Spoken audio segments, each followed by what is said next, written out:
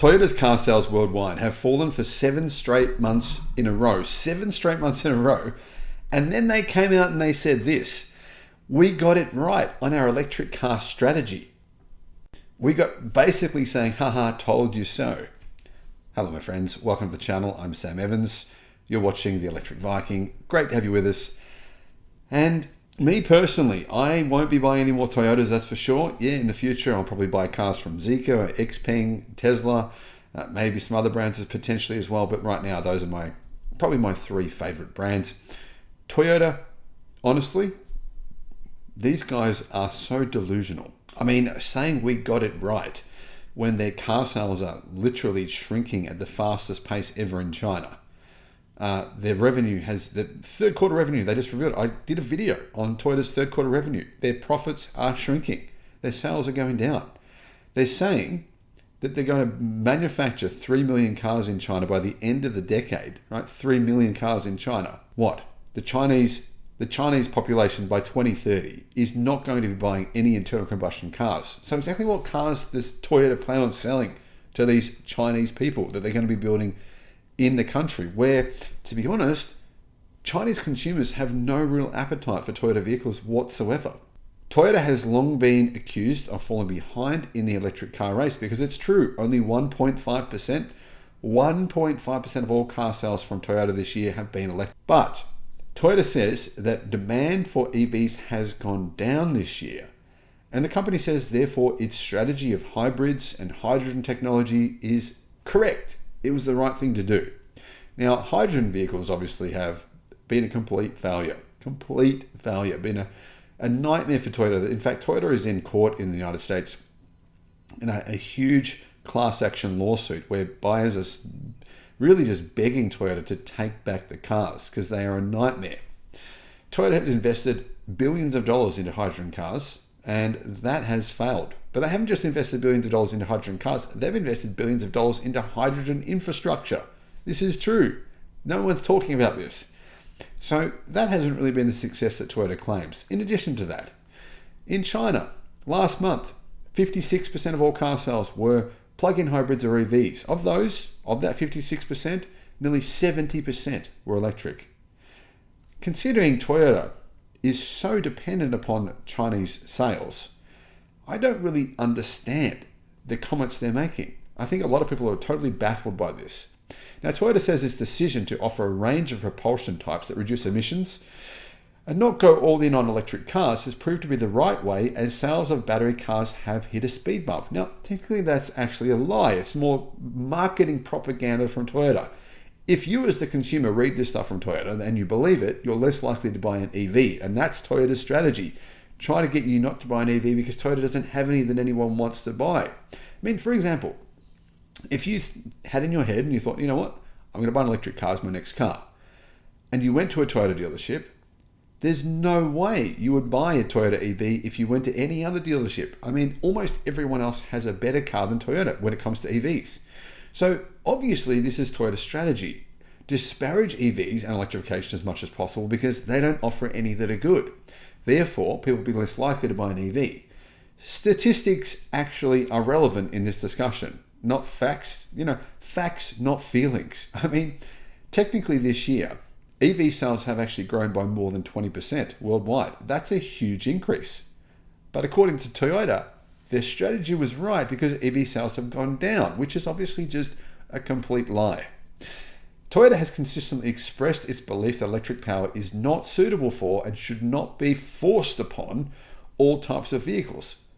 They say the technology will eventually become cheaper and more capable, but that EVs will never ever represent more than 30% of all car sales worldwide. Well, more than 30% will happen within 5 years. Easily. Within probably 3 or 4 years. Especially when you consider the reality here. The reality is this. China represents 33% of the entire global car market. If China stops buying internal combustion, as it's predicted they will completely stop doing by 2027, then that would mean that China alone would represent 30%. And Toyota's numbers just wouldn't add up, because that would mean all the other EVs being sold outside of China would then tip it over 30% pretty easily, right?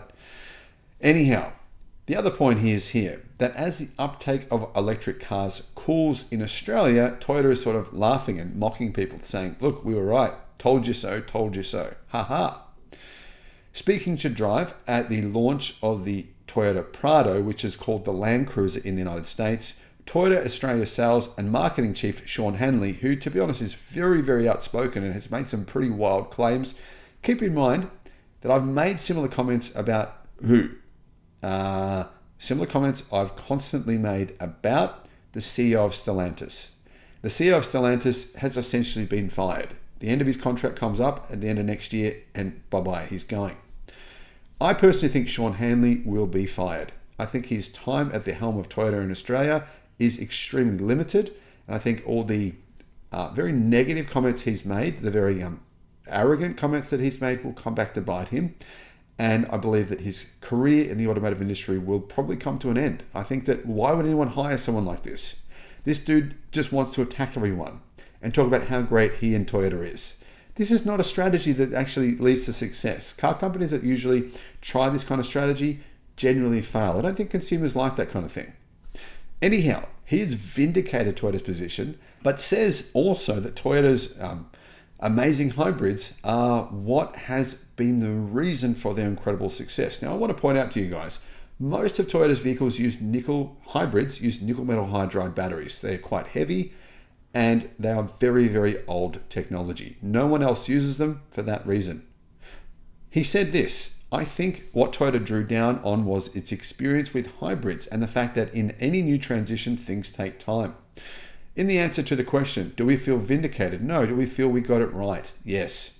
Battery electric vehicle demand would go through peaks and troughs according to Hanley because that's the normal education and confidence around any new technology. Now, when it comes to Toyota's EVs, here in Australia, they're not selling at all. In fact, they sold 82 of the BZ4X in October. 82. I mean, some good months for Tesla, they'd sell more than 4,000 Tesla Model Ys. So as you can see here, Toyota doesn't want you necessarily to buy the BZ4X. And one of the key reasons I believe is because they make a loss. Future EVs from Toyota. Toyota planning on doing this, right? The BZ4X does not use structural gigacastings on the front or rear like Tesla does. Xpeng use them as well. So does Xiaomi. They don't use that. But they say their new EV will. In fact, Toyota have said that by using structural gigacastings like Tesla in their new EVs, that will massively reduce the cost, massively speed up the time of production, and make the cars much safer. But in addition, it'll mean more than 300 parts will be turned into 2. That's from Toyota. Toyota are basically saying the technology in Teslas and Xpeng vehicles and Xiaomi's vehicles, and there are a couple of other brands that use gigacastings, is significantly better than what is in the Toyota BZ4X today. So why would you buy one? Well, consumers are thinking the same thing. Now, Toyota also believes that Chinese car companies won't be successful in Australia, and whatever success they have will be fairly minimal. In fact, Sean Hanley has said that these Chinese manufacturers represent no threat whatsoever to Toyota. Well, here's the thing. Toyota is saying that EV technology isn't good enough yet. But when you consider the fact that there are EVs now in China with 1,000 kilometers of range, that the new battery technology has up to 500 watt hours per kilogram of energy density, enabling batteries that can have 1,000,000 batteries that can have 1,000 kilometers or 1,000 miles, I should say, of range. Think about it, right? That's triple the energy density of, say, for example, the batteries in Tesla's standard range vehicles. Those batteries are on the edge of coming to EVs. They're very close to seeing cars with that battery technology. It's very likely to arrive next year. Then we've got 600 kilowatt charging becoming, I wouldn't say common yet, but it will be common within the next 1 to 2 years. Really, I think this transition from internal combustion to EVs will happen really, really fast. And Toyota just won't be ready for it. They don't have the production capacity. They don't think anyone wants electric cars because they don't make any that are actually any good. Thanks for watching.